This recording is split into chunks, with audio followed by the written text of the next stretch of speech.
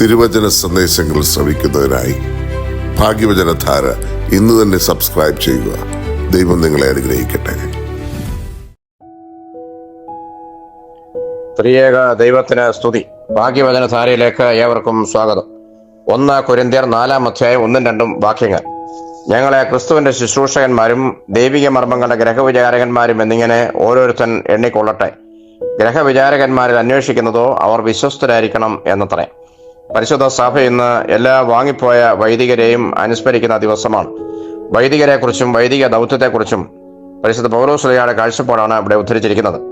ഒരു പുരോഹിതൻ ആരായിരിക്കണം എന്നതിനെക്കുറിച്ച് വേദപുസ്തകം ചില സൂചനകൾ നൽകുന്നുണ്ട്. സമൂഹത്തിനും ചില കാഴ്ചപ്പാടുകളുണ്ട്.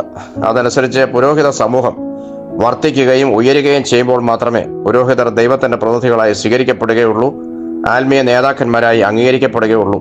ചില പൗരോഹിത്യ ദൗത്യങ്ങളെക്കുറിച്ച് ചുരുക്കമായി ചിന്തിക്കുവാൻ ആഗ്രഹിക്കുന്നു. ഒന്നാമത്, പൗലോസ്ലീഹ ഓർമ്മിപ്പിക്കുന്നത് ക്രിസ്തുവിന്റെ ശുശ്രൂഷകന്മാരും ദൈവിക മർമ്മങ്ങളുടെ സൂക്ഷിപ്പുകാരും എന്നാണല്ലോ. പൗരോഹിത്യം ഒരു ശുശ്രൂഷയുടെ ദൗത്യമാണ്. യേശു ക്രിസ്തു കാണിച്ചെന്ന മാതൃകയും അതായിരുന്നുവല്ലോ. ശിഷ്യന്മാരുടെ കാൽ കഴുകുന്ന ഗുരു ലോകത്തെ ഒരിടത്തും കാണാത്ത മാതൃകയാണ്. അത്ര ശ്രേഷ്ഠമായ മാതൃകയാണ് യേശു ക്രിസ്തു കാട്ടിത്തന്നത്. ക്രിസ്തുവിന്റെ ശുശ്രൂഷകൻ എന്ന വാക്കിൽ ക്രിസ്തുവിന്റെ ശരീരമാകുന്ന സഭയുടെയും എല്ലാ വിശ്വാസി സമൂഹത്തിന്റെയും ശുശ്രൂഷക്കാർ എന്നാണ് അർത്ഥം. ഈ ശുശ്രൂഷയുടെ ആത്മാവ് എത്രമാത്രം ശക്തമായി ഒരു പുരോഹിതനിൽ വർദ്ധിക്കുന്നുവോ അത്രമാത്രം ശക്തമായിരിക്കും അദ്ദേഹത്തിന്റെ പൗരോഹിത്യ ധർമ്മം. രണ്ടാമത്, ദൈവിക രഹസ്യങ്ങളുടെ സൂക്ഷിപ്പുകാരൻ എന്നാണ് പൗലോസ്ലീഹ ഓർമ്മിപ്പിക്കുന്നത്. രഹസ്യങ്ങൾ കൂദാശകളാണ്. അത് സൂക്ഷിക്കുവാനായി ദൈവത്താൽ ചുമതലപ്പെട്ടവർ എന്ന നിലയിൽ ദൈവം എത്രമാത്രം വിശ്വസ്തയോടെയാണ് അത് അവരെ ഏൽപ്പിച്ചിരിക്കുന്നത്. ആ വിശ്വസ്തതയിൽ അത് സൂക്ഷിക്കുന്നവരായിരിക്കണം പുരോഹിതർ.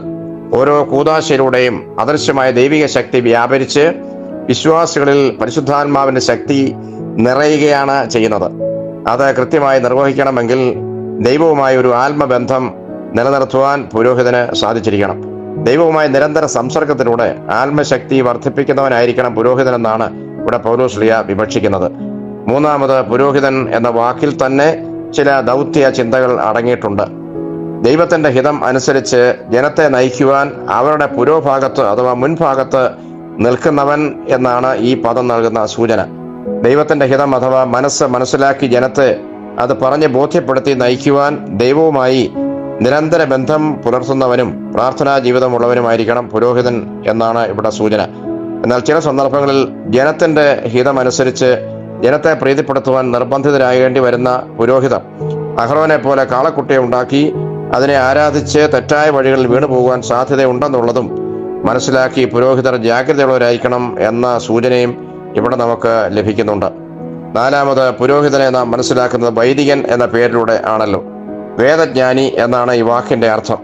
മാലാഖി പ്രവചനം 2-ാം അധ്യായം 7-ാം വാക്യത്തിൽ പുരോഹിതൻ സൈന്യങ്ങളുടെ യഹോവയുടെ ദൂതനാകയാൽ അവന്റെ അധരങ്ങൾ പരിജ്ഞാനം സൂക്ഷിച്ചു വെക്കേണ്ടതും ഉപദേശം അവനോട് ചോദിച്ച് പഠിക്കേണ്ടതുമല്ലോ എന്ന് നാം വായിക്കുന്നുണ്ട്.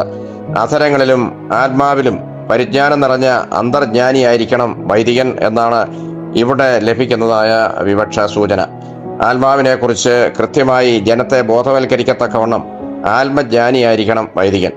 ആത്മജ്ഞാനത്താൽ അഹം നിഗ്രഹിക്കപ്പെട്ട വിനയാന്വിതനായിരിക്കണം എന്നാണ് ഇവിടെ നമുക്ക് ലഭിക്കുന്നതായ സൂചന. അഞ്ചാമത്, വൈദികൻ അറിയപ്പെട്ടിരുന്ന ഒരു പുരാതന പേരാണ് കത്തനാർ എന്നത്. കർത്താവിന്റെ ആൾ അഥവാ പകരക്കാരൻ അഥവാ സ്ഥാനാപതി എന്നൊക്കെയാണ് ഈ വാക്കിന്റെ അർത്ഥം.